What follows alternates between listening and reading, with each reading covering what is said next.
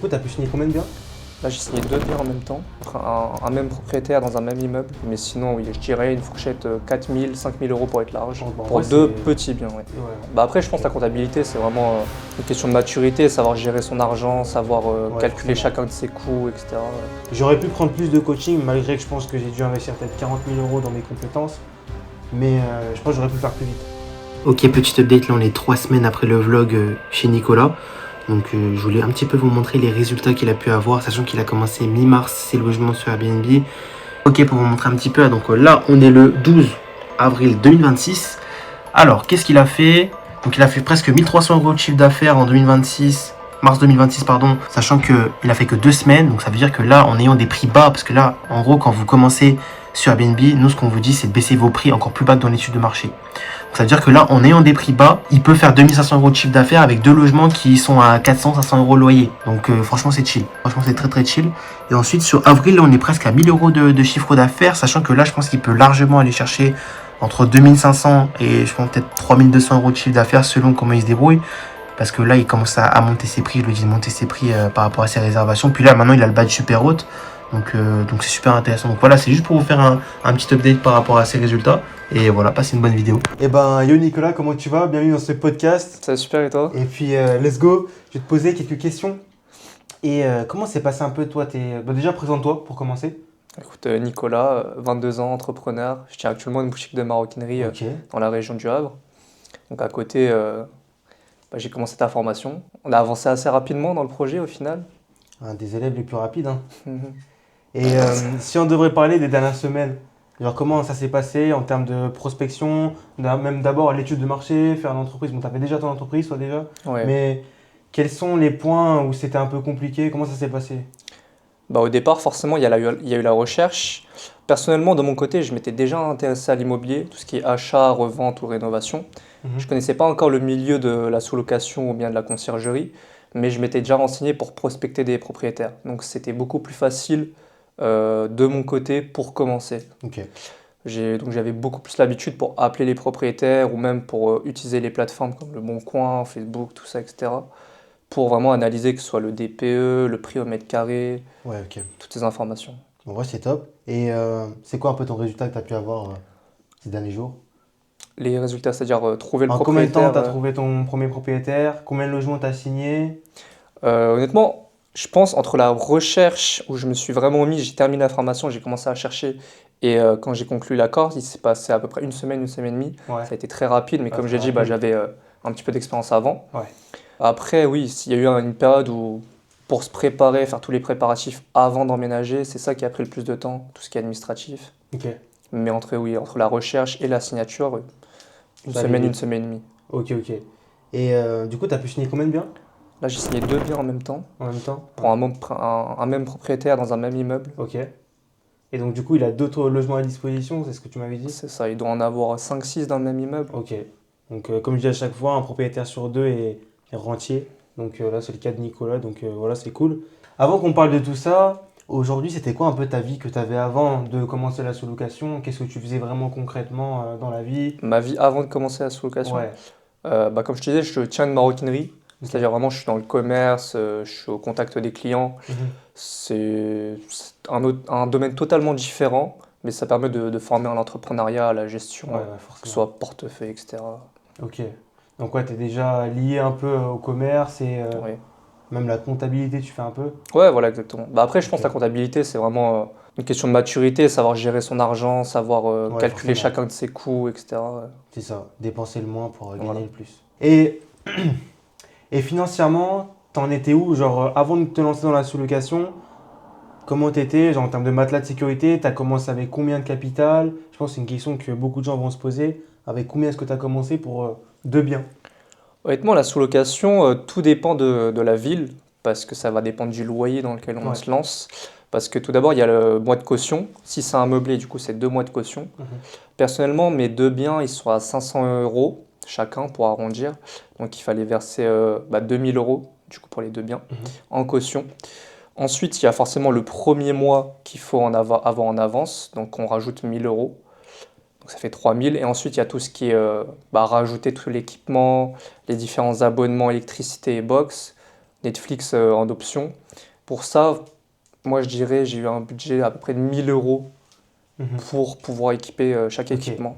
Mais il faut savoir que mes appartements étaient déjà très bien équipés. Il y avait déjà tout refait à neuf. Il y avait, franchement, vu que le propriétaire fait les travaux lui-même, il avait tout refait à neuf. Tout ce que j'avais c'était à équiper, c'était des petites bricoles, genre ustensiles de cuisine, Ok. les draps surtout, Ouais. important. Mais sinon, oui, je dirais une fourchette 4 000, 5 000 € pour être large. Pour 2 biens, ok. Bon, en Pour vrai, deux c'est. petits biens, ouais. Ouais, en vrai, c'est pas mal, hein. Ouais, c'est... C'est pas mal du tout. Et encore, là, il y a les 2 mois de caution, donc ça se récupère si jamais. Oui, bah, après, ça, en Après, général, oui, là, on l'a on y perdu, fait même mais pas gaffe, parce que ouais, en voilà. vrai, c'est de l'argent, comme tu as dit, c'est même pas de l'argent qu'on investit et qui est parti, c'est de l'argent que tu peux récupérer à tout moment. Ouais. Donc en vrai, c'est cool. Avant de te lancer dans la sous-location, est-ce que tu avais d'autres projets avant même, soit des projets perso ou des projets d'entrepreneuriat?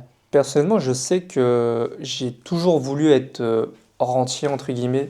Ok. Là, actuellement, je tiens une boutique, mais c'est clairement pas ce que je veux faire plus tard dans la vie. Je veux pas être, entre guillemets, prisonnier d'un local commercial, entre guillemets, même devoir m'occuper d'un commerce tous les jours, c'est assez contraignant. Mhm. Même si tu as une liberté géographique, tu dois toujours être la tête dans le travail. Alors que l'avantage de la sous-location, tu peux déléguer, tu peux tout automatiser, tu peux vraiment faire en sorte que ça tourne naturellement, Mhm. sans pour autant être tout le temps physiquement et mentalement dedans. Ok. Et c'est quoi un petit peu ton objectif aujourd'hui sur cette année? Là, on est en mars, il reste encore 9 mois. Ouais. C'est quoi un peu ton objectif d'ici fin d'année en termes de sous-location, même de conciergerie, hein? On en parlait tout à l'heure. Chiffré, j'en ai pas encore, mais mon objectif principal, c'est d'être rentier, c'est-à-dire de générer du bénéfice Mhm. sans avoir à forcément m'investir physiquement et mentalement dedans. Ok, donc avoir des C'est-à-dire objectifs. que d'avoir des biens qui tournent automatiquement, être rentable sur ces différents biens Mhm. et potentiellement développer d'autres biens qui seraient encore plus rentables, que ce soit dans des appartements plus grands ou avec des concepts nouveaux. Ok, ok. Bon, c'est cool, super intéressant comme projet. Comment tu as découvert la sous-location et c'est quoi le point de départ de cette activité? Comment j'ai découvert la sous-location? C'est une bonne question. Je pense j'ai dû tomber un peu comme tout le monde sur des vidéos TikTok, dont les tiennes. Mhm. Et par hasard, j'ai dû t'envoyer un message, regarder davantage de vidéos, et au fur et à mesure, ça s'est fait naturellement. Yes. Et je pense que tu as été, je pense, le premier qui m'a DM hein, Ah ouais? sur TikTok. Je pense que c'était le premier. Hein. Je sais pas si François, tu peux répondre à la caméra, mais. Ok, il dit oui. Non, mais c'était le premier. Et j'étais étonné de ton profil, super intéressant. Et ouais, après, ça s'est fait de fil en aiguille. Ouais, mais avant, je ne connaissais pas du tout, mais ouais, j'ai dû tomber sur tes vidéos, réagir. Après, j'ai dans les pour toi, forcément. Ouais. Non, mais tu vois, genre, ça faisait. Vu que vous veniez de commencer, ça se voyait que c'était entre guillemets amateur, donc c'était pas un truc bullshit, tu vois. Mhm. Genre, c'était vraiment intéressant. Ouais. Genre, j'écoutais ok. vraiment le fond et j'ai pas vraiment la forme, tu vois. Ok. C'est vrai qu'il n'y avait pas de forme. Ah, il y avait Il y pas de avait forme. zéro forme. Il n'y a toujours pas de forme. Ah, hein, j'étais vraiment, tellement. ça m'énerve. Même en ce moment, je galère à. En fait, quand il y a une caméra en face de moi, j'ai trop du mal. Je sais pas Même moi. pourquoi. J'ai pas l'habitude d'être créateur de contenu. Même moi, genre, Même toi? quand je dois faire un shooting photo, je suis crispé de fou, Ah tu vois. ouais, C'est vrai. Ouais. Putain, pourtant, je fais pas hein, sur le contenu que tu fais, ça fait pas. Ouais, mais tu vois, genre, quand c'est moi qui crée le contenu, je suis à l'aise, mais quand c'est quelqu'un qui tient la caméra, je suis moins à l'aise, tu vois. Ok. Et du coup, c'est quoi qui t'a convaincu de creuser plus loin que simplement regarder mon contenu, d'aller me DM et justement de passer à l'action c'est quoi un peu dans ta tête le chemin que tu t'es fait pour te dire, ok, j'ai envie de faire de la sous-location, j'ai envie d'essayer? Honnêtement, je m'étais déjà intéressé à l'immobilier auparavant, comme j'ai dit. Sauf que la différence entre l'immobilier classique et la sous-location et conciergerie, c'est qu'il y a beaucoup moins de risques dans la sous-location et la conciergerie. Là où tu dois faire un crédit dans l'immobilier, Mhm.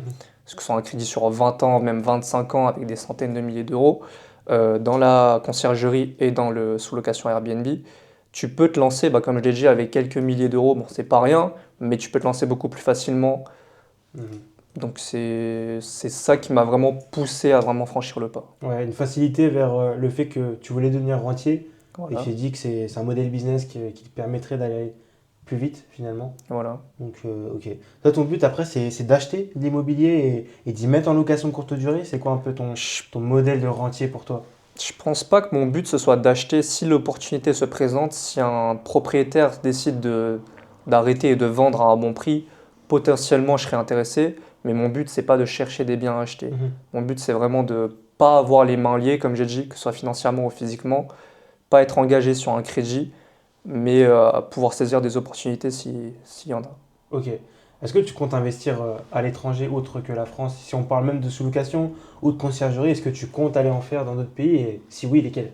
Je pense que pour développer une activité, c'est important de ne pas se limiter à un secteur géographique. Pour Mhm. l'instant, je suis en Normandie. Plus tard, je passerai à d'autres zones de la France. Et plus tard, le mieux, ça serait de se développer dans des pays plus propices au niveau fiscal, tout simplement. Des pays en particulier, j'en ai pas encore en tête. Mhm. Je ne me suis pas encore à proprement renseigné à ce sujet-là. Mais forcément, oui, ça serait intéressant de se développer beaucoup plus loin que la Normandie. Est-ce que tu as eu des peurs et même des doutes par rapport au fait de te lancer dans la sous-location? Je sais que ça arrive à pas mal de personnes qui aujourd'hui, avant de se lancer, elles vont douter sur l'activité d'elles-mêmes ou la personne qui vend un accompagnement. Toi aujourd'hui, c'était quoi ton positionnement par rapport à ça? Forcément, la sous-location professionnelle, c'est pas un secteur qu'on entend parler tous les jours. Donc, forcément, il y a un peu de réticence, on approche avec prudence. Mais ma peur, c'était plus au niveau légal, tout simplement comme beaucoup de personnes. Niveau législation, tout ce qui est contrat, si tout est bien encadré. Mais après avoir fait des recherches, m'être renseigné auprès de la mairie, etc. En soi, si on suit bien les règles du jeu, tout se passe bien. Exactement. En vrai, il a tout dit sur ça. C'était quoi tes attentes que tu avais quand tu as rejoint l'accompagnement par rapport à nous directement? C'était quoi un peu tes attentes? Mes attentes par rapport à l'accompagnement? Ouais, tu t'attendais à quoi? Tu t'es engagé? Qu'est-ce que tu t'attendais en termes de résultats, de prestations, peu importe? Forcément, signer le bien, le premier bien. Avoir du coup un vrai accompagnement, que ce soit au niveau législatif, au niveau des contrats, etc. Un suivi, même au-delà de la signature. Mhm. Après, c'est-à-dire. Et comment, et comment tu te sens justement par rapport au suivi et à l'accompagnement? Aujourd'hui, c'est moi qui t'accompagne en one-to-one comme tous mes élèves Ouais. actuellement. Moi, j'aime bien parce que tu réponds assez rapidement.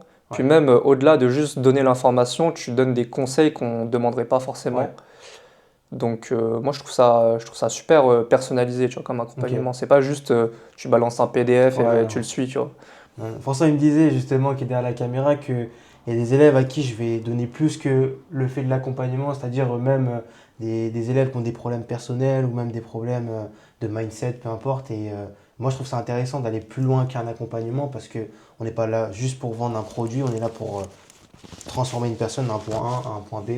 Et comme tu as dit, bah voilà, je trouve ça pertinent de personnaliser ça Ouais. directement. Et c'était quoi tes premières sensations que tu as eues lorsque tu as fait ton premier appel avec un propriétaire? Est-ce que tu étais à l'aise? Est-ce que tu avais peur d'appeler? Ou, comme tu as dit, tu étais un commercial finalement. Je pense qu'il y avait un peu de peur, entre guillemets, mais comme je l'ai dit auparavant, cette peur, elle s'est à moitié déjà, elle est déjà passée à moitié, vu que j'ai déjà fait des appels dans d'autres contextes, dans l'immobilier, mais dans un secteur différent. Donc l'appréhension était beaucoup moins importante. Ok. Forcément, c'était un secteur que je ne connaissais pas encore. Les propriétaires eux-mêmes ne sont pas forcément ouverts tous à ce genre de commerce, mais forcément, il faut savoir amener la chose, il faut savoir amener la chose tout Ouais. simplement. Ok, ok. Et tu as passé combien d'appels à peu près pour. Je dirais d'appels ou de messages. Les deux, hein. De messages, j'en ai envoyé facile quarantaine, cinquantaine. Toutes les annonces qui me semblaient pertinentes, j'ai envoyé sans réfléchir. Mhm. Puis après, en fonction des réponses, je demandais le contact, sans même aborder le sujet de la sous-location. Et dès lors où j'avais le contact, je les appelais et là, je leur parlais de sous-location. Ok. Donc j'ai dû passer une vingtaine d'appels au total, Ok. Ça va. jusqu'à au final décrocher une première visite et une première signature. Ok. Donc ouais, t'as fait ta visite et t'as directement signé en fait. Ouais, je pense personnellement que j'ai eu un peu de chance parce que ce propriétaire-là avait déjà eu affaire à ce genre de commerce Ok. avant le Covid. La personne a dû arrêter parce que la période du Covid. Mais ce propriétaire a déjà eu affaire à ce genre de type de contrat, donc il était beaucoup plus ouvert Ouais. à signer. Quand t'as reçu ton premier oui face à un propriétaire, genre, tu t'es senti comment? Genre, qu'est-ce que t'as fait? Qu'est-ce qui s'est passé? Franchement, j'étais content de fou. Genre, j'en ai parlé direct à toi, Ouais. à ma sœur aussi, vu qu'elle est beaucoup derrière moi dans tous les projets. Mais ouais, c'est quelque chose qui, on va dire, c'est la première étape qui s'est concrétisée entre la formation et la réalité. C'est le premier pas qui vient dire ça y est, ça commence. Ok. J'ai même une question pour revenir là, tu m'as parlé de la formation, tu l'as regardé en combien de temps? Comment est-ce que tu l'as trouvé? Sachant que là, tu es sur la V1, donc voilà, donne ton avis par rapport à ça. La formation, elle est assez facile à digérer. C'est-à-dire je les regardais un petit peu tous les jours, j'ai pas non plus speedrun tout sur une journée ou 2 journées. J'en ai regardé à peu près tous les jours dès lors où j'avais un petit peu de temps. À côté de ça, je prenais des notes. J'ai vraiment un bloc-notes avec toutes les informations qui sont intéressantes et pertinentes. Et c'est justement par rapport à ça que j'ai commencé à prospecter avec toutes les informations étape par étape pour pouvoir être renseigné et assez confiant face aux propriétaires. Ok. Donc c'est une formation qui, où je sens, même si c'est une V1 comme tu dis, c'est assez bien construit. C'est vrai que tu pourrais mettre plus d'énergie dans les vidéos, mais c'est ok. Ouais, faut que... Parfois, tu sais, on dirait, tu sais, la voix, elle est linéaire. Elle donc, est linéaire, ouais. face à la caméra, j'avais vraiment du mal. C'était la première fois que je me filmais vraiment en vidéo. J'ai pas l'habitude de faire ça et on va dire dans la V2, on va essayer d'améliorer ça avec François. Ouais, c'est clair. Et mais c'est déjà bien. d'apporter un peu plus de vibe et vraiment ma personnalité, parce que je suis quelqu'un, normalement, j'en vois un peu plus et c'est vrai que j'étais très linéaire. Mais au moins, tu vois, l'information, elle est là, elle est Ouais, donnée, elle est à plat, il n'y a pas de... Ouais. Tu vois. C'est pas monter, descendre, c'est à plat, c'est digeste à regarder, quoi. Voilà. Ok. Et pour parler de chiffres, je sais que là, on arrive peut-être une semaine après que tu aies lancé tes premiers biens, donc là, c'est les débuts des réservations. Comment ça s'est passé en termes de réservation? Est-ce que tu as des anecdotes à raconter? Et en termes de chiffres, aujourd'hui, tu as pris combien de réservations? Je sais que j'avais montré une story sur Instagram, mais comment ça se passe? J'ai été assez agréablement surpris. J'ai eu des réservations dès les premiers jours où j'ai posté les annonces. Après, j'ai vraiment fait attention de prendre des belles photos, de faire des bonnes descriptions. Je les avais préparées en avance, etc. Mais oui, les réservations, ça sont venues assez rapidement. Forcément, j'ai dû revoir mes prix à la baisse pour pouvoir avoir les premiers avis positifs. Donc, ouais, assez surpris par rapport aux premiers résultats. J'ai eu là, je suis à quoi? Presque une dizaine de réservations. Ça fait une semaine et demie que j'ai lancé.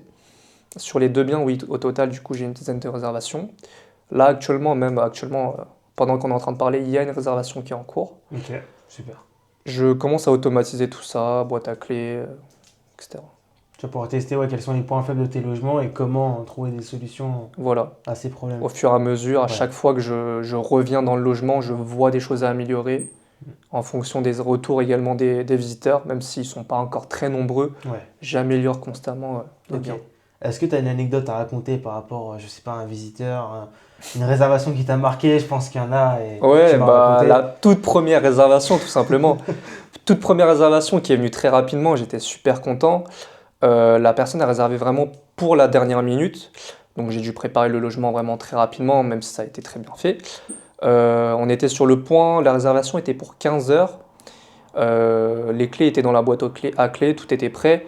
La personne m'envoie genre à 15h10, au final je ne peux plus venir parce que ma fille est en réa. Ça m'a surpris sur le coup, mais du coup face à ça il fallait que je comprenne comment gérer du coup une annulation de dernière minute. Les conditions de Airbnb sont que normalement quand le voyageur annule au dernier moment, il ne peut pas être remboursé. Personnellement, vu que c'était la première réservation, je n'avais pas envie de niquer la personne, donc forcément je l'ai quand même remboursé histoire d'eux. Mais ouais, assez surprenant pour une première réservation de se prendre une annulation. Mais après, les 9 autres suivantes se sont très bien passées. Là, actuellement, j'ai des bons retours, j'ai des bons avis. J'ai déjà les premiers 5 étoiles qui sont tombés. Ok. Go devenir super hôte, hein. Ouais, pourquoi pas. Allez, go. Comment est-ce que tu t'es senti quand tu as reçu ton premier 5 étoiles? Franchement, c'est très plaisant au final de voir que tout ce que tu as préparé jusque-là, ça porte ses fruits, exactement. Que tout ce que tu as préparé jusque-là, ça porte ses fruits, que les voyageurs le ressentent et que tout ce que tu as mis en place, ils sont agréablement surpris de la propreté, que ce soit du nettoyage, que ce soit de l'appartement, vu qu'il est bien équipé. Qu'est-ce que tu préfères dans les business? Parce que là, aujourd'hui, on est dans un business physique. Pourquoi est-ce que tu t'es pas lancé dans un business plus digital, comme on peut voir aujourd'hui sur les réseaux sociaux, comme l'e-commerce, l'OFM, marketing digital, tous ces business, tu vois? Pourquoi en fait tu t'es pas lancé? Personnellement, le e-commerce, tout ce qui est dropshipping, par exemple, je m'étais lancé il y a genre 2-3 ans en arrière. Ça peut marcher, mais maintenant, tout le monde connaît au final. C'est un peu, je vais pas dire ça dépassé. Si jamais on s'implique, ça peut marcher. Mais forcément, je vois pas trop l'avenir. C'était bien il y a 2-3 ans, mais maintenant, c'est un peu dépassé. Tout ce qui est OFM, pareil, ça devient un peu trop populaire. Tout le monde connaît et voilà, les gens qui gagnent le plus sont ceux qui vendent des formations à ce sujet-là. Qu'est-ce que tu m'as dit d'autre? Marketing digital, par exemple, ou d'autres activités digitales. Honnêtement, le digital, c'est très intéressant. Moi-même, je suis un peu sur les réseaux. Je sais très bien que c'est un secteur qui est en voie de développement, mais personnellement, je suis vraiment beaucoup plus passionné par l'immobilier. Je trouve que c'est un domaine qui est beaucoup plus périn dans le temps, qui va beaucoup plus durer dans le temps parce que tout le monde a besoin de se loger. Donc forcément, je suis beaucoup plus passionné dans ce milieu-là. Ok. J'ai oublié ma question maintenant. Non, je voulais poser une question, c'est qu'est-ce que tu penses des gens qui disent que nous, les Airbnb, on fait en sorte qu'il n'y ait plus de logement, tu vois? C'est quoi un peu ton avis par rapport à ça? Je pense pas que le Airbnb déséquilibre vraiment l'offre et la demande. Par exemple, quand je regarde, quand je faisais ma prospection et ce que je fais toujours au final pour développer le business, je vois toujours des nouvelles annonces de location longue durée. Et forcément, tout ça, ça va dépendre du dossier de la personne, ça va pas dépendre du nombre de Airbnb qu'il y a sur le marché. Exactement. Et est-ce que tu savais qu'il y a plus de 2 millions de logements en France qui sont juste vides et prêts à être loués, mais ils sont juste vides? C'est dommage. Ouais, c'est dommage, c'est une statistique qui est assez aberrante. Donc ça, c'est pour tous ceux qui disent que les gens qui font des Airbnb, bah, ils saturent les logements. Donc, quoi la plus grosse erreur à éviter selon toi quand on commence en sous-location? Mais du coup, je sais pas, vu que je les ai pas faites. Vu que j'ai la meilleure information, j'ai pas fait forcément d'erreur. Ouais, c'est Donc, super, super. Mais, Ok, bon, bah en vrai, mais ouais, des erreurs à éviter, bah, Ouais. ne pas avoir un contrat bien établi, tout simplement. Vraiment, il faut avoir une société déjà construite, bien établie, avec toutes les activités bien aux normes, un contrat bien établi avec le propriétaire pour tout que ce soit clair. c'est ça. Et voilà, après tout ça, dès lors où c'est établi, tout roule, entre Ouais. guillemets. Ok. Moi, des conseils, je pourrais en donner plein, mais j'en donnais qu'un seul. J'ai des personnes qui viennent me parler et qui me disent, ok, j'ai déjà trouvé un logement. Mais comme il a dit Nicolas, il faut d'abord une structure juridique, le bail dérogatoire, et puis savoir comment on a l'accord avec le propriétaire. Et pour toi, est-ce que c'est un business qui est accessible pour une personne qui n'est pas forcément éloquente, n'a pas forcément des compétences dans le commerce, part de rien finalement? Je pense pas que dans ce secteur, il y ait besoin de énormément d'éloquence. Le seul contact que tu as besoin de travailler, c'est face au premier propriétaire. Dès là où tu as ton premier bien, tu as beaucoup plus l'habitude, tu es beaucoup plus à l'aise pour aller démarcher le deuxième. Ok. Et au-delà de l'éloquence, tu auras une première preuve capitale et physique pour pouvoir appuyer tes propos. Le plus dur, c'est vraiment la démarche avec le premier propriétaire. Mais en soi, ça, c'est quelque chose qui se travaille. C'est comme dans la vie, quand tu parles à quelqu'un naturellement. Complètement. C'est pas forcément très compliqué, c'est juste faut franchir le pas. Et toi, du coup, si tu devais recommencer à zéro, qu'est-ce que tu ferais? Si imaginons que j'aurais pas de compétences, pas de connaissances, genre Ouais, vraiment voilà, rien. si tu commençais, si tu sors des études et que tu dois te lancer dans ce milieu. Je pense que j'irai plus vite que le parcours que j'ai fait, c'est-à-dire que je commencerai directement à m'informer sur YouTube, parce que YouTube pour moi ça me permet de s'informer, et j'irai directement prendre une formation, directement. C'est le seul de. Non, non, non, non, mais je pense que j'irai prendre vraiment un coaching, pas une formation, mais Ouais. vraiment un coaching pour être suivi par une personne qui est vraiment compétente, et pour avoir vraiment le bail dérogatoire, tout le processus, tous les outils pour aller plus vite. Et ensuite, bah, je travaillerai à côté. Bah, comme je l'ai fait, j'ai toujours travaillé à côté. Bon, j'ai démissionné depuis un moment maintenant. Mais pour avoir des revenus stables, plus faire mon activité, parce qu'on sait avec les impositions qu'il y a en France aujourd'hui, j'ai préféré aujourd'hui dans mon schéma d'attendre avant de me verser un salaire. Donc j'aurais fait ça et après j'aurais enchaîné les coachings comme je l'ai fait. Mais je pense que j'aurais pu prendre plus de coaching malgré que je pense que j'ai dû investir peut-être 40 000 euros dans mes compétences. Mais je pense que j'aurais pu le faire plus vite. Je pense que j'aurais pu faire plus vite, ouais. Et des erreurs à éviter, je dirais, c'est peut-être la négligence, dans le sens où il y a des fois où je me suis dit, ouais, bon, le voyageur, c'est bon, c'est un canapé, il y a une tâche, c'est pas grave, le prochain, on attend, on procrastine. Et il y a des fois, j'ai fait des erreurs comme ça sur le premier logement, surtout. Et donc, du coup, bah, après, ça fait un peu le bazar avec le ménage. Et pareil, avant, j'étais quelqu'un de pas très organisé, donc je dirais que je me suis loupé sur des organisations de ménage où le ménage n'a pas été fait. Et ouais, je dirais c'est ça, être plus responsable de son activité. Après, je me suis lancé, j'avais pas ton âge, j'avais 19 ans. Donc je pense aussi à la maturité. J'avais pas ton âge. Tu m'as compris. Ouais. Donc voilà, grosso modo. Donc en gros, si tu devrais recommencer à zéro, tu prendrais directement le plus d'informations sur YouTube et dans les formations. Ouais. Tu te lancerais pas dans le vide Non, comme non. ça sans... Non, non, en fait, je suis quelqu'un de très autodidacte malgré ça, mais je trouve que apprendre par l'expérience et le temps va faire que tu vas perdre du temps et de l'argent. Aujourd'hui, j'ai pas envie de perdre du temps, j'ai pas envie de perdre de l'argent. Donc c'est pour ça que je prends des accompagnements tout le temps pour monter en compétences, faire le moins d'erreurs possible, gagner du temps. Et le but, c'est d'être riche le plus rapidement possible, pas Ouais, d'être c'est riche clair. à 5 ans, 60 ans. On parle de richesse, chacun a sa manière de voir la richesse. Pour toi, d'ailleurs, c'est quoi la liberté financière pour toi? Combien chiffrement parlant? Liberté financière? Bah assez pour faire le tour du monde quand je veux, tu vois. Ok, ok, Genre ok. tout dépend des prix des billets d'avion, tu vois. On est pris en économique ou en business class ou en first ou En vraiment business de préférence, en business, ok. mais tu vois, moi je suis surtout attaché à la liberté géographique. Géographique, ouais. C'est pour ça que je veux pouvoir travailler de n'importe où.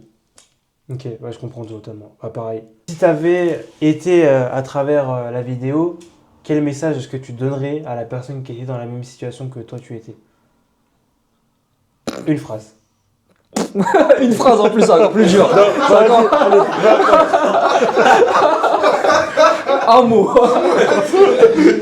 Une virgule. Ouais, non, mais je dirais que c'est important de se faire accompagner. Personnellement, dans mes précédents projets, ce qui, je pense, a un peu fait que ça a échoué, c'est que j'avais pas quelqu'un derrière moi pour me Ouais. pousser, tu vois. L'accompagnement, c'est pas juste des informations qui sont balancées, c'est quelqu'un qui te pousse derrière toi à vraiment ne pas te relâcher. Ok. Donc c'est vraiment important d'avoir un accompagnement derrière soi, pas au-delà du PDF et des vidéos, mais vraiment quelqu'un qui Mhm. t'envoie un message qui te dit ouais, où est-ce que t'en es, Ok. et qui te donne des conseils si jamais tu galères. De toute façon, je te lâcherai pas. Ce que je dis à tous mes élèves, c'est que si tu ne te lâches pas, je ne te lâcherai pas. Et même ceux qui se lâchent, hein, je leur envoie des relances tous les 5 jours. Et répondez Alors, maintenant. comment ça se passe? Qu'est-ce qui se passe? Dorian, par exemple, Dorian, qu'est-ce qui se passe? Étude de marché, on y va, prospection, on lui met des appels, les screenshots.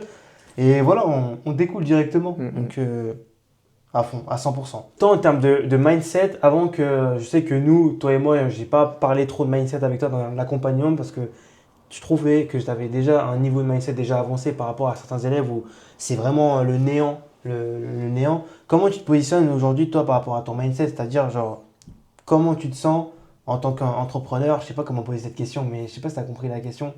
C'est quel niveau de mindset tu es aujourd'hui? Est-ce que tu as vraiment confiance en toi? Ouais. Comment tu as eu cette confiance en toi? Quelle mentalité il faut Quelle avoir? mentalité tu as exactement? Ouais.